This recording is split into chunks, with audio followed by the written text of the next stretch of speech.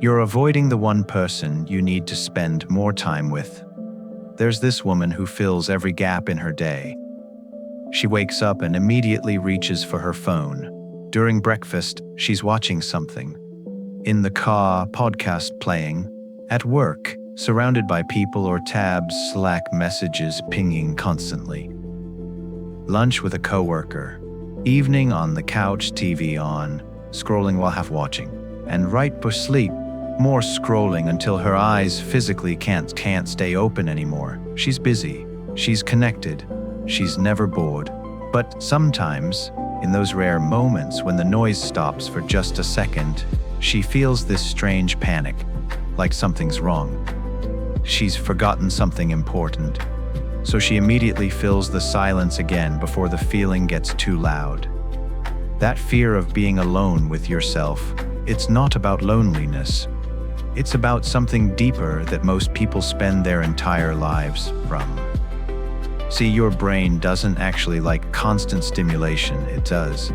It seeks it out, demands it, throws a fit when it doesn't get it. But that's not the same as liking it.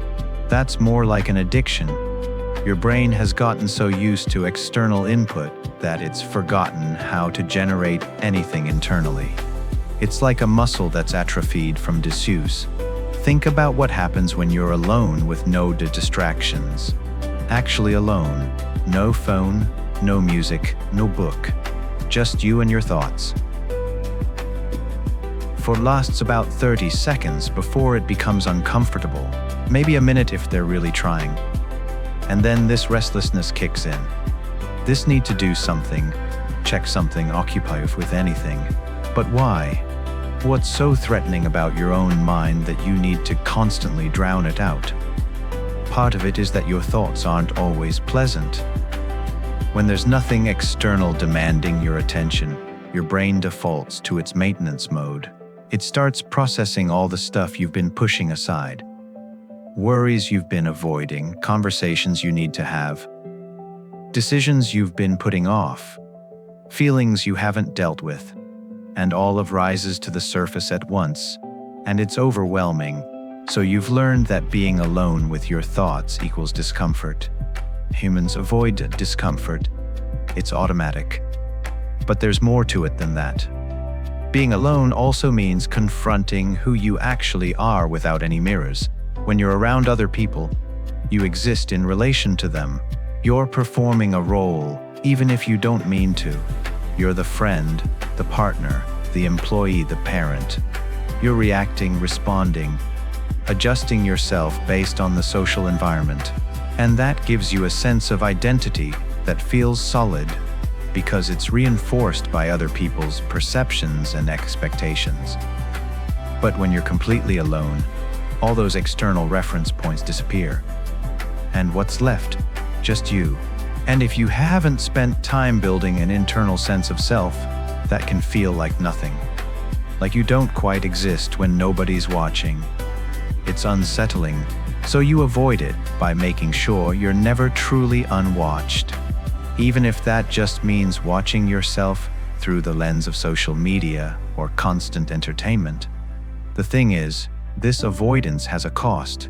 Every minute you spend distracting from yourself is a minute you don't spend understanding what you actually think, feel, want, or value.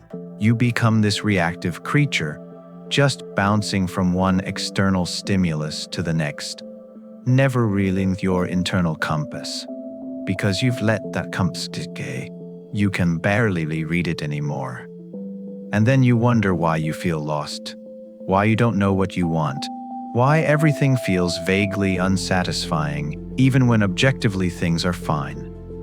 It's because you're living someone else's idea of a good life, or an aggregated average of everyone's ideas, instead of figuring out what works for you specifically. Solitude is how you figure that out, not loneliness. Those are different things. Loneliness is wanting connection and not having it. Solitude is choosing to be alone because you recognize its value. And the value is this: it's the only time your mind can fully process and integrate your experiences without outside interference. Your brain needs downtime. Actual downtime, not just switching from work to entertainment.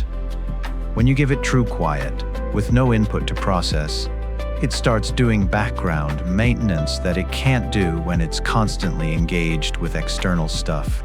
It consolidates memories, makes connections between ideas, solves problems that have been stuck, generates insights that don't come when you're actively trying. You ever notice how you get your best ideas in the shower? That's not random. The shower is one of the few places where most people are genuinely unplugged. No screen, no conversation, just water and steam in your own head. And in that space, your mind wanders. It drifts through associations freely without being pulled in any particular direction.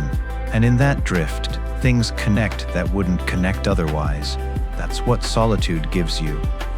Permission for your mind to wander without a destination. In that wandering, you discover things about yourself, about your life, about what matters to you.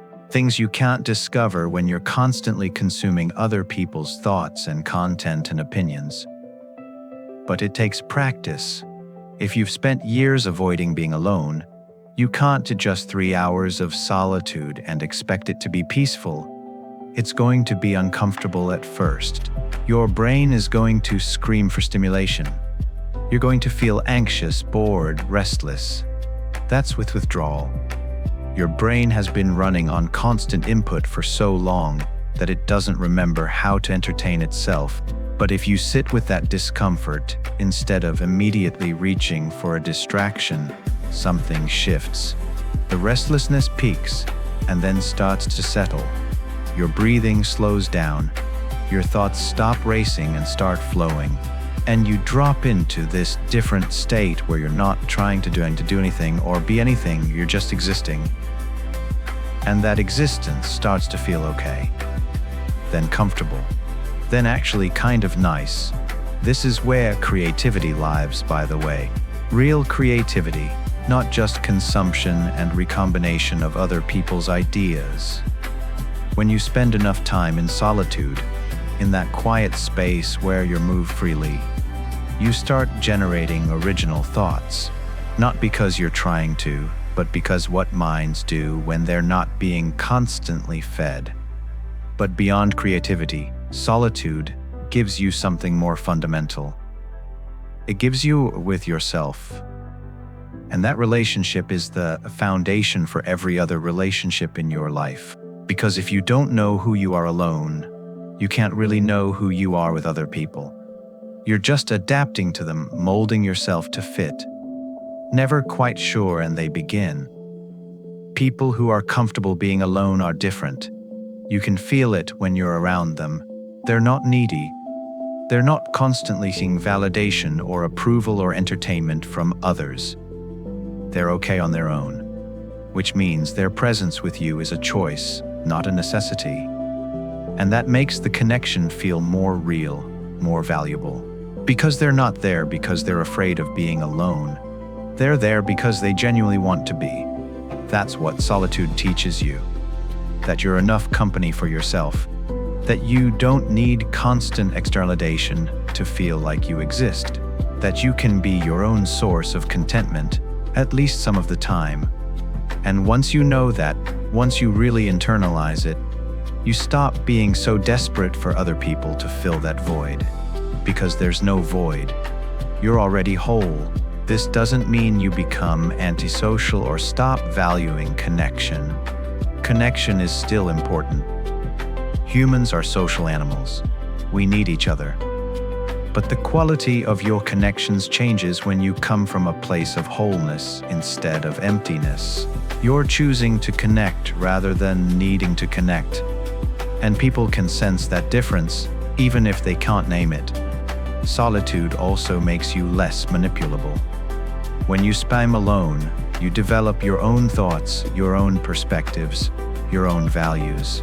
You're not just absorbing whatever the algorithm feeds you or whatever the people around you believe. You have space to question things, to think critically, to decide for yourself what makes sense.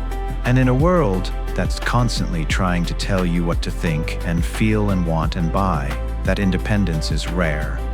Most people are just echoes. They're repeating ideas they've heard, living lives they've seen modeled, wanting things they've been told to want. Not because they're stupid, because they've never taken the time to be alone long enough to hear their own voice underneath all the noise. They don't know what they actually think because they've never given themselves the silence necessary to find out. And maybe that's the real power of solitude.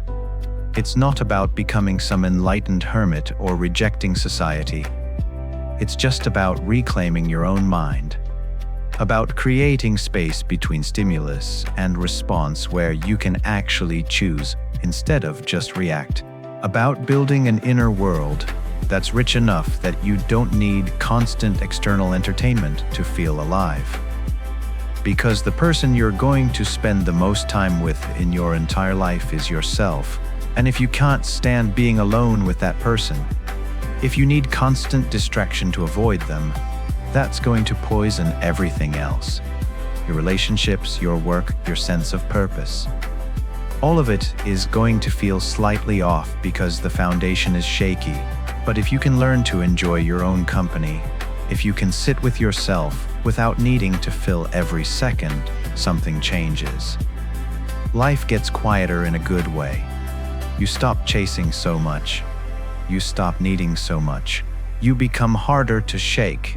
You're not constantly looking outside yourself for stability. And then the irony is, once you're truly comfortable being alone, you're never really lonely anymore, even when you're by yourself, because you've discovered that the relationship you've been looking for outside was actually available inside the whole time. Maybe the question isn't why you should master being alone. Maybe it's why you've been running from it so hard in the first place.